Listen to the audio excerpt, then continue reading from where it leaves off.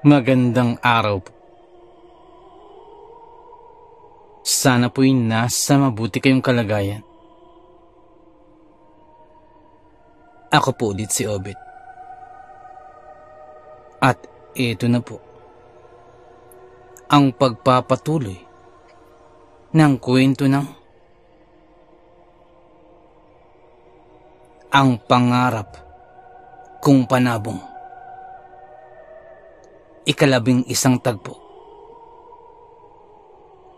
Pakinggan natin. Halos magkagulo ang mga meron dahil sa labo-labong reaksyon. At napakarami dito ang hindi makapaniwala sa naging resulta. Gulat na gulat ang halos lahat. At hindi makapaniwalang natalo ang panabong ni Mang Edgar.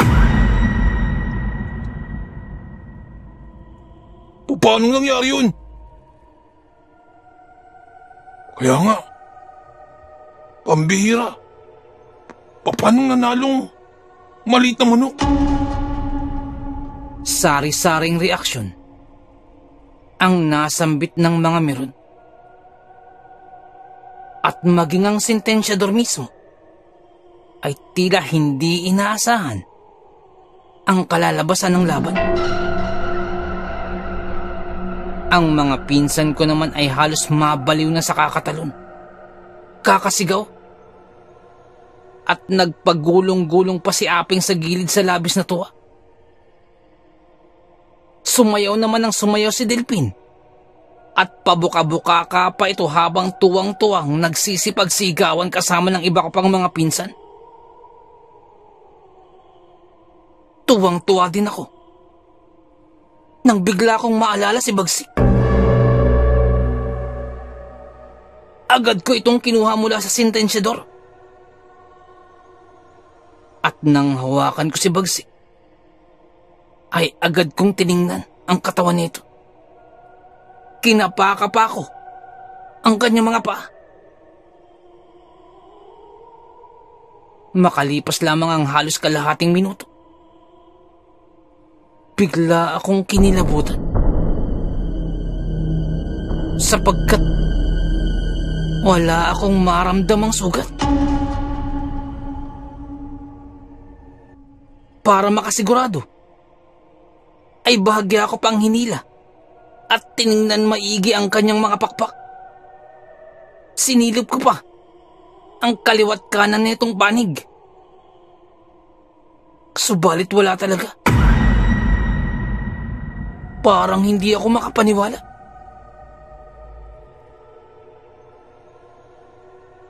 Nang bigla naman akong magulat,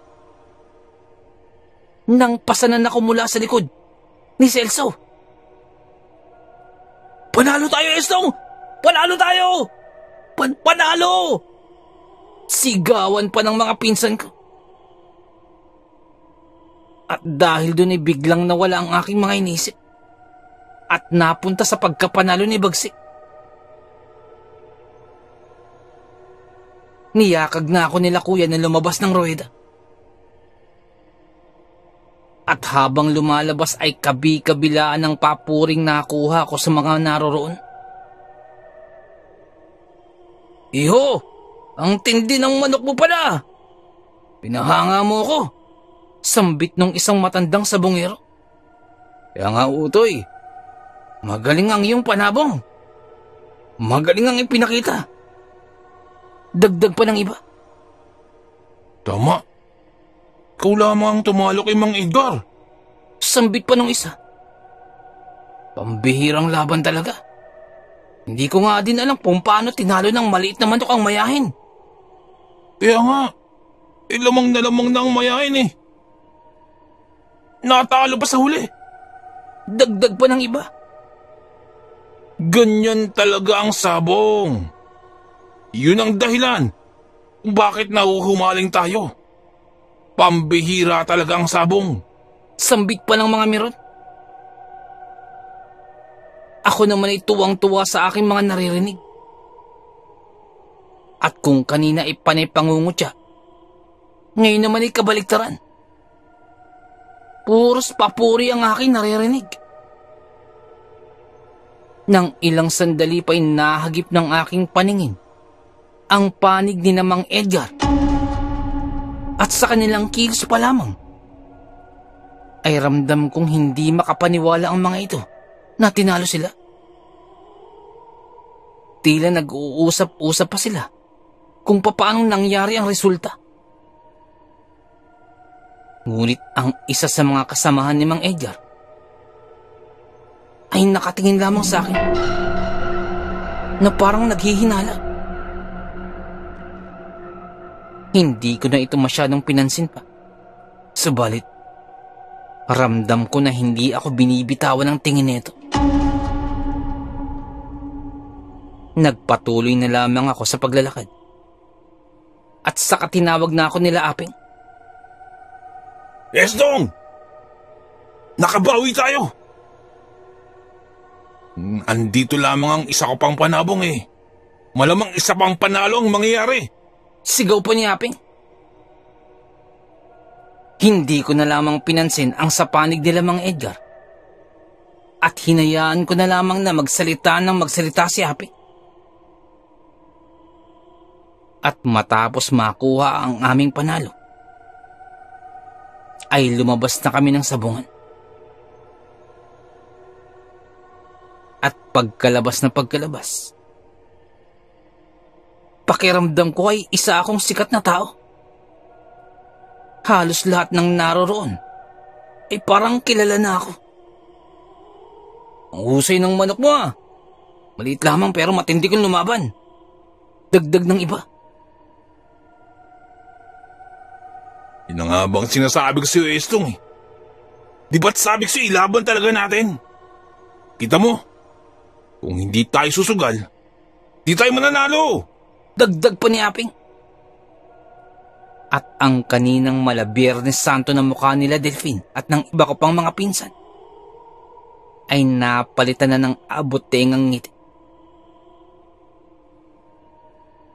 Iniabot namin ang lahat ng aming panalo kay Delphine upang ipangpagamot kay Chong Egay. At habang naglalakad pa uwi, ay walang humpay ang kwentuhan, tawanan, alaskahan at bukod sa lahat, ay walang humpay na papuri kay Bagsik. Kahit kailan talaga, hindi ako nagduda sa manok na yan. Noon pa man, alam kong magiging champion yan. Hindi ba, Estong? Sambit pa ni Kuya. Lalo na ako. Dati ko pa nakikita na mahusay talaga ang manok na yan. Dagdag pa ni Aping. Natatawa na lamang kaming magpipinsan sa kanilang mga pinagsasabi. Taliwas na taliwas sa mga sinasabi nila dati. Pero ayos lamang yun. Ang importante ay panalo. At bukod pa dun, ay hindi napuruhan si Bagsik. At habang hawak-hawak ko si Bagsik, ay nagsalita muli si Celso. Pero Estong, kinabahan ako kanina. Ang akala ko'y talo na talaga si Bagsik. Yung bang dumapa na siya. Yung dinampot na ng sentensyador. Sambit pa ni Celso. Tama ka, Celso. Ako din eh. Akala ko nga tapos na ang laban eh. Dagdag pa ni Pitong. Yan na nga bang sinasabi ko sa inyo? Napakahihina ng loob nyo. Ako kahit kailan, hindi ako nagduda kay Bagsik. Panalo yan! Sambit pa ni Aping. Kaya pala dati tinawag mong pangkatay si Bagsik. Sambit pa ni Celso. At saka nagkatawanan kaming magpipinsan habang naglalakad. Ngunit sa kabila niya, ay tahimik lamang ako. Malakas din ang paniniwala ko na mananalo si Bagsik sapagkat ang katotohanan niyan ay bago pa magsimula ang laban kanina at nung naghahanap na ng lalaban sa panabong ni Mang Edgar, ay sa hindi ko maipaliwanag, ay may bumulong sa akin na hindi ko malaman kung sino. Bigla na lamang may bumulong sa aking isipan. At ang sabi ay ilaban ko si Bagsik. Nung mga sandaling yun ay bigla akong kinilabutan at biglang kumabog ang aking dibdib. Parang may nag-uudyok sa akin. Paulit-ulit yun sa aking isipan. Ilaban mo. Ilaban mo. Sa mga laban kanina, ay dun ko lamang iyon narinig. At dahil dun ay nagkaroon ako ng lakas ng loob. At kung ano man ang meron ako noong mga sandaling yun, ay itinodo ko. Kung kaya't ganun na lamang ang aking paniniwala. Sa loob-loob ko ay alam kong mananalo si Bagsik. Mga bagay na naglalaro sa aking isipan habang naglalakad. Ginabi na kami ng uwi sa aming baryo. Ngunit hindi pa ako pumasok agad ng bahay. At muli kong tiningnan si Bagsik. Kinapaka pa ako muli ang kanyang katawan. Kinapaka pa ako muli. At muling tiningnan ang buong katawan ni Bagsik. Sinipat-sipat ko pa ang magkabilang pakpak nito. Sa kilikili. At sa kanyang sipit-sipitan. Subalit wala talaga akong makitang sugat. Dahil dun, sinubukan ko siyang ilapag. Pagkakita ko'y kinilabutan muli ako. Sapagkat kanina ay halos hindi na makatayo pa si Bagsik. Ngunit ngayon, nakakatayo na ito na parang hindi man lamang napano. Halos hindi ako makapaniwala. Maayos na maayos ang lakad at tindig ni Bagsik. Manghang-mangha ako. At nang makita din ni Kuya, ay hindi rin siya makapaniwala. Aba, paanong nangyari yun? Kanina lamang ay hatak-hatak na niya ang kanyang mga paa. Makausad lamang. Ngayon parang hindi man lamang nagalusan. Sambit pa ni Kuya. Hindi ko din alam, Kuya. Pero totoo. Nakakalakad na nga siya ng maayos. Magandang maganda na ang kanyang tindig. Sambit ko na lamang.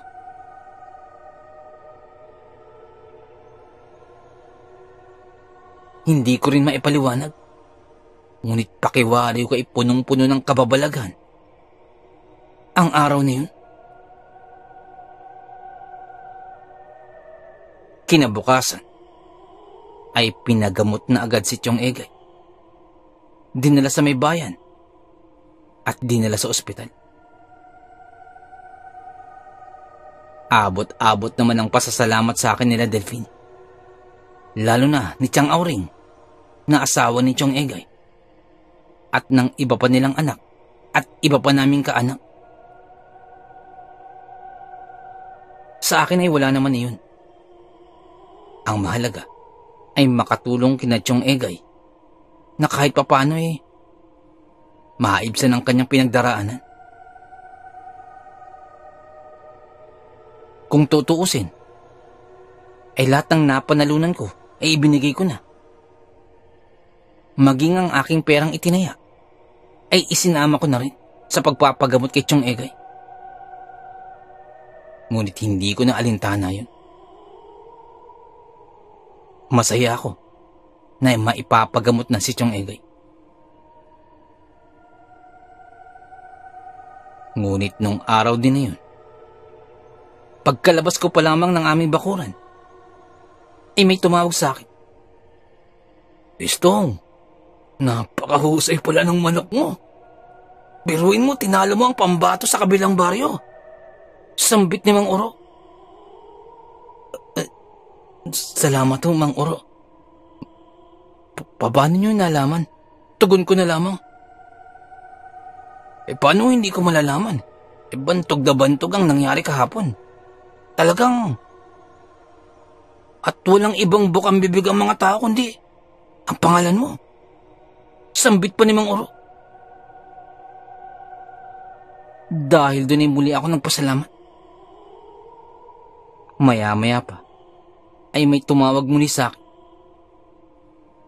Estong, hindi mo sinasabi. Sumusunod ka na pala sa yapak ng lolo mo. Pambihira ang iyong manok. Tinalo mo ang isang sikat na sabongero dito sa lugar natin. Sambit ni Mang Gusting. Oo, narinig ko din yan. Balitang-balita na. Tinalo niya ang may taglay na agimat pa. Napakatindi ng panabong mo, Estong. Dagdag pa ni Mang Kadyo. At sinang-ayunan pa yun ng iba pang mga kalalakihang nag-uumpukan sa harapan ng tindahan ni Aling Mengay. Napatango na lamang ako bilang tugon at panay pasasalamat. Hindi ko ito inaasahan. Ngunit tuwang-tuwa ako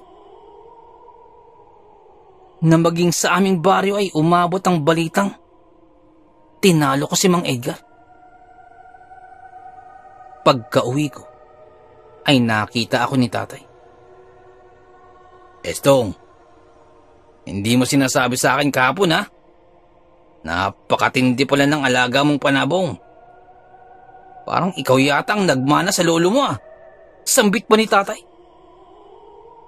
Dahil doon ay napangiti na lamang ako. Totoo yan, tay. At hindi lamang yun. Galing ako kanina sa palengke. Kahit daw sa mga karatig baryo, ay usap-usapan ng pagkapanalo ni kuya.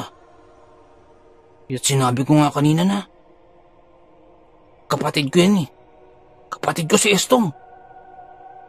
Dagdag pa ng kapatid ko. Nang biglang tumawa ng napakalakas ang kuya ko. Hindi talaga ako nagkamali sa pagpili sa manok na yan. Noon pa man, alam kong matindi talaga ang talisain ng manok na yan. Sambit pa ni kuya. Dahil doon ay napatingin na lamang kaming tatlo. Ako naman ay napailing pa sa mga sinabi niyo ni kuya. Hinayaan ko na lamang na magkwentuhan sina tatay, si kuya, tang isa ko pang kapatid, tungkol sa laban ni Bagsik. Ako naman ay tiningnan ko si Bagsik sa likod bahay. Natatandaan ko pa na halos malaki lamang sa sisiw si Bagsik nung simulan ko itong alagaan. At ni isa ay walang umaasa at nagsasabing magiging magaling si Bagsik. Ang tanging nagsabi lamang nun ay yung matandang lalaki na nagbigay sa akin. At yun lamang din ang aking pinangahawakan ng mga sandaling yun.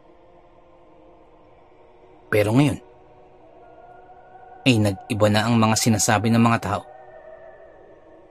Lalo na si kuya. Pero ayos lamang yun. Sapagkat nang lumalaban kami kahapon, ay si kuya talaga ang nanguna na palakasin ang loob ko. Kung hindi niya ako nabatukan ng malakas, ay baka umayaw na ako sa laban namin ni Mang Edgar. Nung mga sandaling yun, ay muli kong naalala ang laban namin na yun ni Mang Edgar. Naaalala ko yung takot na nararamdaman ko. Kakaiba, na para bang gusto ko nang umayaw habang nakatingin sa akin si Mang Edgar.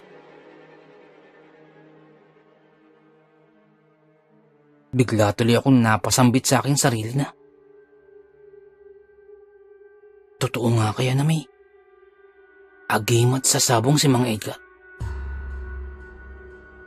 At kung totoo man, baka yun ang galing ng kanyang taglay. Yun bang makakaramdam ka ng matinding takot kapag panabong na niya ang kaharap? Nakakatakot. Buti na lamang ay binutukan talaga ako ni Kuya at nabalik ako sa aking katinuan. Pasalamat talaga ako at nalagpasan namin ang laban na yun. Muli ay tiningnan ko si Bagsik.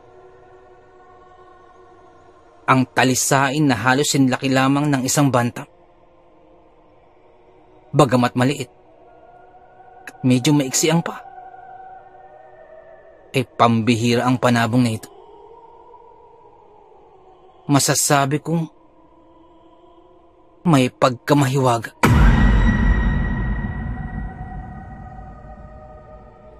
Muli ay kinuha ko si Bagsik. Tinitingnan ko ang katawan. Wala talaga akong makitang sugat o latay man lamang o kahit peklat para masabing nagmula ito sa isang matinding laban. Dahil doon ay naisip kong balikan muli ang matandang lalaki na nagbigay sa akin kay Bagsik. Nais ko siyang puntahan sa may tungkong mangga. Nais kong magpasalamat ng harap-harapan. Kinabukasan ay tinapos ko agad lahat ng aking gagawin sa araw na yun. Minadali ko ang mga gagawin ko sa bukid. At isinama ko na rin ang pag-igib ng tubig. Pinaspasan ko lahat. Matapos yun, ay nagpaalam na ako kina tatay na magtutungo lamang sa palengke. Ngunit ang totoo ay sa tungkong mangga ako tutungo. Ngunit bago ako makarating doon, ay bumili muna ako sa palengke ng kakanin. Nung huling punta ko kasi sa tungkong mangga, ay yan ang isa sa tumatak sa aking isipan. Naghahanap kasi si lolo ng kakanin. At kinailangan ko pang maghanap sa mga karatig lugar upang makabili. Kung kaya't bumili ako at pinadagdagan ko pa ito gawa ng nakaraan ay may nakasalubong pa akong isang matandang babae bukod kay lolo na gutom na din. Iniisip ko na baka sakaling may makasalubong ulit ako. At nagpatuloy na ako sa paglalakad. Pasado na ng tanghaling tapat nang makarating ako sa tungkong mangga. Tirik pa ang araw. Pawisan. Dahil doon ay nagpahinga muna ako sa mga punong nasa gilid, doon sa may tungkong mangga. Inaabangan ko ang matandang lalaki. Makalipas ang isang oras, wala pa rin akong nakikitang nasa paligid. At kahit sino na dumaan, wala din akong napapansin. Bagamat kanina pa ako nag-aantay, ay masarap ang simoy ng hangin dito sa lugar nito. Nagpahinga muna ako. Napaupo sa isa sa mga ugat ng malalaking puno rito. At sa kakaantay ko, nakaidlip ako. Hanggang sa nagising na lamang ako na tila hapon na. Dali-dali na akong tumayo at nagpasya na umuwi na lamang muna. At naisip ko din na iwan ko na lamang muna ang suman sa paanan ng isang puno rito. At saka nagsalita ako. Mauna na po muna ako ha. At baka maabutan pa ho ako ng takip silim. Nais ko sanang magpasalamat sa inyo lalo na sa panalo ni Bagsik. Kaya lamang ho hindi ko kayo makita. Kaya iiwan ko na lamang muna ho ang suman dito. Sige ho, sambit ko na lamang habang nagsasalitang mag-isa. Naglakad na ako palayo. Nang bigla akong maalala na parang may naiwan ako. At totoo nga, ang suot kong sombrero kanina. Mukhang nakalimutan ko ang aking sombrerong gawa sa abaniko. Bigay pa yun sa akin ni Lola. Kung ket agad-agad akong bumalik, baka naiwan ko sa may tungkong mangga. Pagkadating ko dun, ay natanaw ko agad ang aking sombrero. Naroroon, nasa paanan ng puno kung saan ako pumirmi kanina at napaidlip. Agad ko na itong kinuha. At pagkatingin ko sa mga suman, ay wala na ang suman na inilagay ko dito kanina. Kataka-taka. Iniwan ko lamang ang mga ito sa paanan ng puno. Naisip ko na, baka kinain lamang ng mga hayop ng malayang nakatira dito o baka ng ibon. Ngunit nang tingnan ko pa, parang hindi naman. Sapagkat iyong pinagbalutan ng suman kanina at iyong pinagtalian ng mga suman ay naroon pa rin. Dahil doon ay bigla akong kinilabutan. Anong meron dito? Napasambit na lamang ako sa aking sarili. Dahil doon ay umalis na ako kagad. Hindi na ako nagtagal pa. At baka kung ano pa ang aking makita. Naglakad na ako paalis. At binilisan ko na ang aking lakad. Papalubog ng araw. At dapit hapon na nang makauwi ako sa aming baryo. Nang makalapit na ako sa aming bahay, ay may natanaw ako na mga tao sa harapan ng aming bahay. Ilang sandali pa, ay natanaw ko din sina tatay. Kausap niya ang mga tao. At mukhang pamilyar sa akin ang ilang kalalakihang naroroon. Kabilang sa mga naroroon ay si Mang Anakleto. Siya yung sabongerong nakalaban namin dito sa aming baryo noong piyesta. Bukod sa kanya, ay may kasama pa siyang 2 kalalakihan. Nasisiguro ko nang isa sa mga kalalakihan doon ay ang kapatid ni Mang Anakleto, si Mang Lauro. Nag-uusap sila ni tatay. At mukhang mahalaga ang kanilang pag-uusap sapagkat mukhang seryoso ang mga ito. Naglakad na ako papasok sa aming bakuran.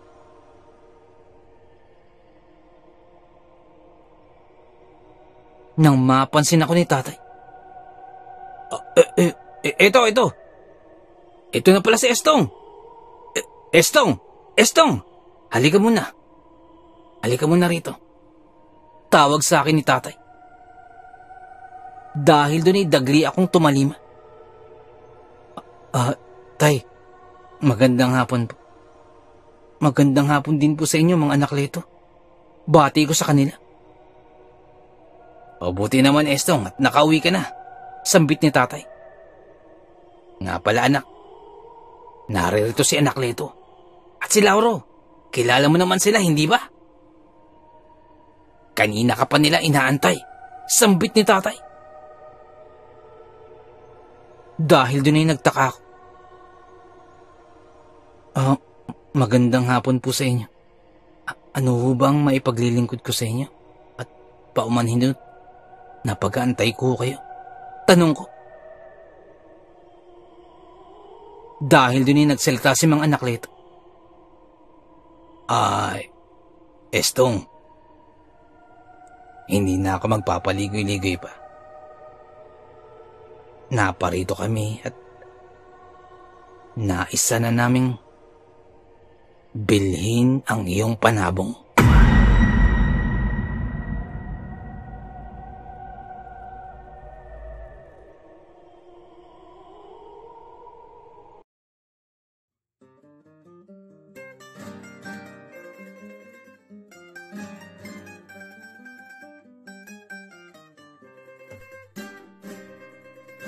Nais ko lamang pong magpasalamat sa lahat po ng sumusuporta sa ating channel, sa lahat po ng ating mga subscribers, sa lahat po ng ating mga listeners, mga silent listeners po, mga OFW listeners mula po sa iba't ibang panig ng mundo. Maraming salamat po sa pagsuporta po sa ating channel.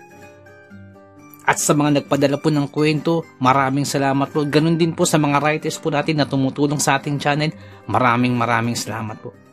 At kung hindi po kalabisan, baka pwede pong please don't skip ads po. Napakalaking bagay po sa atin. Napakalaking tulong po sa ating channel. At paki-like na rin po ang ating mga videos para po dagdag po sa algorithm po sa ating channel para lalo po nating mapalaganap ang ating channel.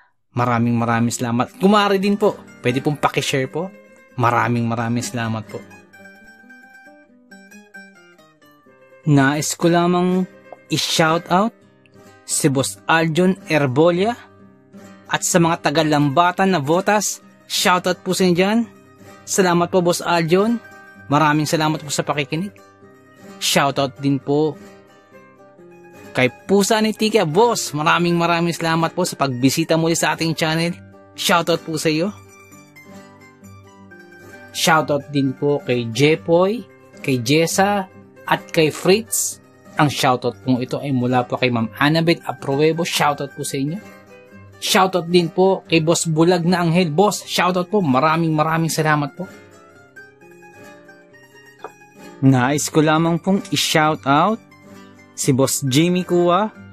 Shoutout po sa inyo. Maraming salamat po sa pakikinig. At shoutout din po sa may Samahang Maralita, sa mga tagapakinig po dyan. Maraming salamat po. Shoutout din po kay Boss Jesse Manresa at sa misis po ni Boss Jesse. Shoutout po sa inyo. Maraming salamat po sa pakikinig. Shoutout din po kay Ma'am Elizabeth Arnaiz. Shoutout po sa inyo, ma'am. Shoutout din po kay Ma'am Annie Viloria. Shoutout po sa inyo. Kay Ma'am Annabel Apruebo. Shoutout po. Kay Boss Baby Langka. Shoutout po sa inyo. Nais ko lamang pong i-shoutout si Boss Bonifacio Boning Relieta. Boss, shoutout po. Maraming salamat po sa pakikinig. Ganun din po kay Ma'am Lloyds. Shoutout po. At kay Ate Henny. Shoutout po sa inyo. Maraming salamat po. Shoutout din po sa family po ni Boss Aquila Misahon dyan po sa may Pililla Rizal. Boss, shoutout po. Shoutout din po sa Reyes family, Rabano family. Ang shoutout pong ito ay mula po kay Ma'am Roseline Reyes. Shoutout po sa inyo. Maraming salamat po. Ganun din po kay Boss Vinelli Barrios. Boss, shoutout po. Shoutout din po kay Maylin Dangkalan at sa 3 Marias po ni Boss Benji na sina Eliza Bryce, Alia Briel, Olivia Norin Eliza. Shoutout po sa inyo. At sa Dangkalan family, shoutout po sa inyo dyan po sa may Darasa, Tanawan City, Batangas. Ang shoutout pong ito ay mula po kay Boss Benji. Maraming salamat po sa pakikinig. Shoutout din po kay Boss Rex Hunters Adventure. Boss, shoutout po. Maraming salamat po sa pakikinig. Shoutout din po kay Ma'am Annie Viloria, kay Jepoy, kay Jessa, kay Fritz, kay Luis, at kay Phoebe. Ang shoutout pong ito ay mula po kay Ma'am Annie Apruebo. Shoutout po sa inyo. Maraming salamat po.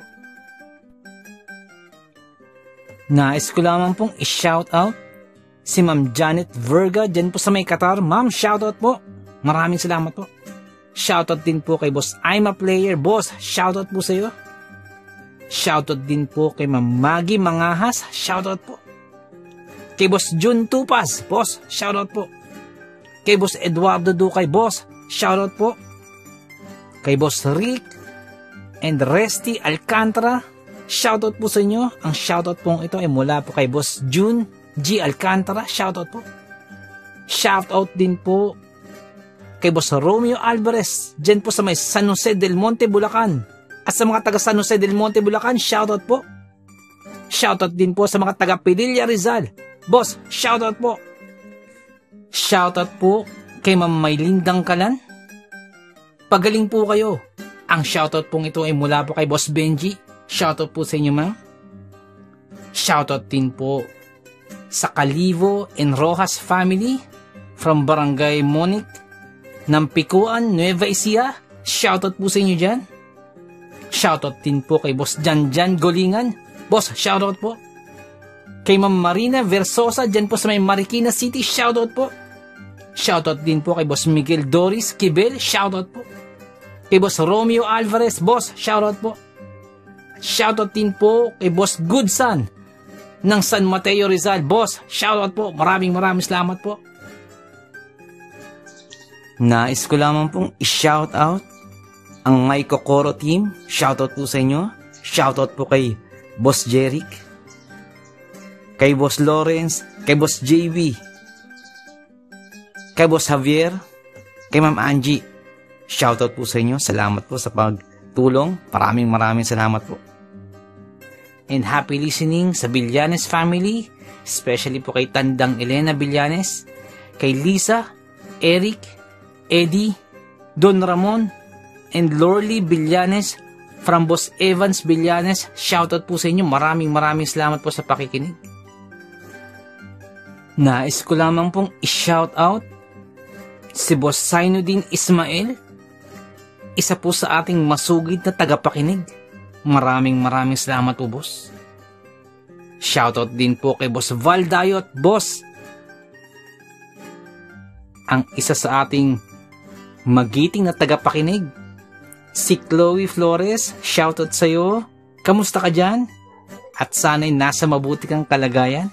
Shoutout sa'yo. At maraming salamat sa iyong pakikinig. Regards na rin sa iyong parents. Shoutout sa'yo. Si Boss Leonsky Gibe, dyan po sa may Barangay Bula, Tiaong, Quezon. Shoutout po sa iyo, boss. Maraming salamat po sa pakikinig. Si Boss Beshin 6045. Boss, shoutout po. Maraming salamat sa pakikinig. Shoutout din po kay Boss Deding Meral. Shoutout po sa inyo. Shoutout din po sa mga taga Barangay Banban, Pekino, Kalinog, Iloilo. Nais ko lamang pong i-shoutout si Boss Ruel Verano, dyan po sa may Cebu. Shoutout po sa inyo, boss. Shoutout din po kay Lola Cording ng Suha, San Teodoro, Oriental, Mindoro. Shoutout po sa inyo dyan. Ang shoutout pong ito ay mula po kay Boss Andy Galoso. Shoutout po. Nais ko lamang pong i-shoutout si Boss Sol Luna. Boss, shoutout po. Maraming salamat po sa pag-share po sa ating kwento. Salamat po, boss. At shoutout din po kay Boss Dipred. Boss, maraming salamat po. At kung may time po kayo, bisita lang po sa channel po ni Boss Dipred. Dipred Mystery Files. Magaganda po ang kwento ni Boss Dipred. May time po kayo, bisita lang po sa channel po niya. Shoutout po sa inyo. Nais ko lamang pong i-shoutout ang mga taga Vesta Grande, Barangay Santa Cruz, Antipolo City. At sa Marcos family, shoutout po from Boss Fernando Marcos. Shoutout po sa inyo. Maraming salamat po. Shoutout din po kay Boss Jason Moslares. Shoutout po sa iyo, boss. Shoutout din po kay Kuya Gio ng Muntinlupa. Shoutout po. Nais ko lamang pong i-shoutout si Boss Malvin Esguera at si Boss Ronaldo Esguera. Shoutout po sa inyo. Shoutout din po sa Manhattan Hamburger and Restaurant, dyan po sa may Bucandalia, Imus, Cavite. Shoutout po sa inyo. Maraming salamat po sa pakikinig. Si Boss Bulag na Anghel, boss, shoutout po sa iyo. Salamat po sa pakikinig. Shoutout din po kay Ariando Tamor, kay Boss Christian Ed, at kay Boss Ferdinand Tamor, dyan po sa may Las Piñas. Shoutout po sa inyo. Ang shoutout po ito ay mula po kay Boss Chris. Shoutout po. Shoutout din po sa King Solomon Game Farm dyan po sa may Tawid, Maasin City, Southern Leyte. Shoutout po sa inyo. Shoutout din po kay Ma'am Rosie de Mesa. Ma'am, shoutout po. Letran, boss, shoutout po sa inyo dyan. Sef Letran, dyan po sa may Qatar, shoutout po. Maraming salamat po sa pakikinig. Shoutout din po kay Boss Leonsky Gibe. Shoutout din po kay Ma'am Annabeth Apruebo, shoutout po. Kay Ma'am Annie Villoya, shoutout din po. Shoutout din po kay Boss Anthony Fidelis, dyan po sa may Doha, Qatar, shoutout po. Shoutout din po kay Boss Joel Christian Cataluna, shoutout po. Kay Boss John Moises Bongkawil, shoutout po sa inyo, boss. Shoutout din po sa King Solomon Game Farm, dyan po sa may Tawid, Maasin City, Southern Leyte, shoutout po. Shoutout din po kay Ma'am Feli Raimundo Rivera, shoutout po. Shoutout din po kay Boss Real Mix Vlogs. May time po kayo, bisita na po ang channel po ni Boss Real Mix Vlogs. Shoutout po sa iyo, boss. Shoutout din po kay Ma'am Julie Ruel, kay Ma'am Raquel Punsalang, Ma'am Melania Ruel, shoutout po sa inyo. Sa family niyo po, shoutout po. Boss Loreto Ihaan Jr., shoutout po. Sir Ron Pilapi, dyan po sa Kentucky, shoutout sa iyo. Boss Liay Estoque, shoutout. Boss Edison Velasco, shoutout. Boss Rodney TV, may time po kayo, bisita na po channel po ni Boss Rodney TV. Vlogs niya po sa mountain bike. Shoutout din po kay Boss Red Rosal. Nag-livestream po si Boss Red every Wednesdays, Fridays, and Sundays. May time po kayo, bisita na po sa channel niya. Boss Lady B, 73, dyan po sa Texas, shoutout po. Boss Ed Uy, shoutout po. Boss Dimpos Yumi, boss, shoutout sa iyo, boss. Ma'am Liza Arcega, shoutout po. Ma'am Ivy Standian, shoutout po. Boss Rochelle Abiliar, may time po kayo, bisita na po sa channel po. Rochelle Abiliar po. Ma'am Melanie Passion, shoutout. Ma'am Milagrosa Lok, shoutout. Boss Nonoyski, shoutout sa iyo, boss. At yung BFF pala ni Ma'am Jane, si Boss Hershey, shoutout sa iyo. Boss Miles, shoutout po. Boss Lord Olivar, shoutout po. Boss Rexy Ann, shoutout po. Boss Jesse Joshua Castillo, shoutout po. Ma'am Maya Flores, shoutout po. Boss Queenie, shoutout po. Boss Alberto Liano, shoutout po. Ma'am Michelle Cedron, shoutout po. Ma'am Susan De Los Santos, shoutout po. Boss Ron Ron, and Ma'am Lenny Fish, shoutout po sa inyo. Sir Reynaldo Silong, shoutout po. Ma'am Charlene Gumansing, shoutout po. Boss Psychic Scorpio, shoutout po. Ma'am Marianita FL, shoutout po. Boss James Channel, may time po kayo, bisita na po channel po ni Boss James. Ma'am Maribel Salcedo, shoutout po. Boss Vinci Maya, boss, shoutout po. Boss Leonardo Manalo, shoutout po. Boss Yumi Cotton TV, shoutout sa iyo, boss. May time po kayo, bisita na po sa channel, Yumi Cotton TV. Boss Yoreski Escalona, shoutout sa iyo, boss. Boss Jopay Bertuto, boss, shoutout sa iyo. Ate Peng, shoutout po. Ma'am Elaine Almera, shoutout po. Boss Supremo Proxky, dyan po sa Cavite, shoutout sa iyo, boss. Ang Bless na Baka, shoutout po. Ma'am Christian, dyan po sa Hamburg, shoutout po. Kaya, Sir Alex of Southern Mindanao Creepy Experience, shoutout sa iyo, sir. Boss Jimmy Pandong, shoutout po. Kay Tata Estong Nestor Bauyon, dyan po sa London, shoutout po. Ma'am Mary Asilar, shoutout po, dyan dito po sa UK. Boss Edward Malilin, boss, shoutout po. Boss Raymond Glover, shoutout sa iyo, boss. Ma'am Eliza Miguel, shoutout po. Shoutout po kay Boss Ricky Gonzalez, kay Boss Bobby, kay Ma'am Milagros Gonzalez, kay Sir Romeo, shoutout po sa inyo. Boss Sai 1986 Vlog, may time po kayo bisita ng channel, Sai 1986 Vlog. Boss Young's Life, shoutout. Boss Russell Ferreira, shoutout. Boss M. Snack, shoutout. Miss Jabel, shoutout po. Boss Joji D, shoutout. Ma'am Liza Arcega, shoutout po. Ma'am Selena Rawato, shoutout po. Boss Francis Maula, shoutout po. Boss Stacy Vlog, dyan po sa Spain, shoutout po. Boss Mary Tales, may time po kayo bisita ng channel po ng Boss Mary Tales. Ma'am Mirna Buo, shoutout po. Boss Kamandag Pigeon TV, mahilig po kayo sa Kalapati, bisita po sa channel po ni Boss Kamandag Pigeon TV. Ganun po kay Boss Titan Love TV. Boss Diggy and George, mahilig po kayo sa bedtime stories, bisita lang po sa channel po nila. Boss Horseshoe TV, mga vlogs po nila sa Japan, bisita lang po sa channel. Boss J Palo, shoutout. Boss Pedro Tampo, shoutout po. Ma'am Maria Lizel Baro, shoutout. Ma'am Aubrey Delgado, shoutout sa iyo, ma'am. Sa family po, sa husband niyo po. Boss Camilo Aroy, boss, shoutout sa iyo dyan. Sa mga taga Southern Leyte. Kay Boss Jesse, ang Manuel at Horror Stories. May time po, kabisita na boss channel niya. Boss Nico, shoutout sa iyo, boss. Boss Ron Misa, shoutout po. Ma'am Erika Tijano, shoutout po. Boss Angie Tatifuco, shoutout po. Ma'am Ana Sato, shoutout po. Ma'am Eli Cono, shoutout po. Boss Freya Sword, shoutout sa iyo, boss. Boss Resi Madrid, shoutout po. Lutong Bahay ni Ming, shoutout po. Boss Wency 666, shoutout po. Boss John Reyna Zakati, boss, shoutout po. Kay Ma'am Lea Velasquez, shoutout po. Kay Ma'am Shirley Carillo, shoutout po. Sa mga hindi po nabanggit, pasensya po, bawi po ako next time. Kung naibigan po ninyo ang ating kwento, pakihit lang po ang like button, pati din po subscribe. Pakiclick na rin po ang notification bell para updated po tayo sa ating mga kwento. Kung may nais po kayong sabihin, pakiiwan lang po sa ating comment section. Maraming salamat.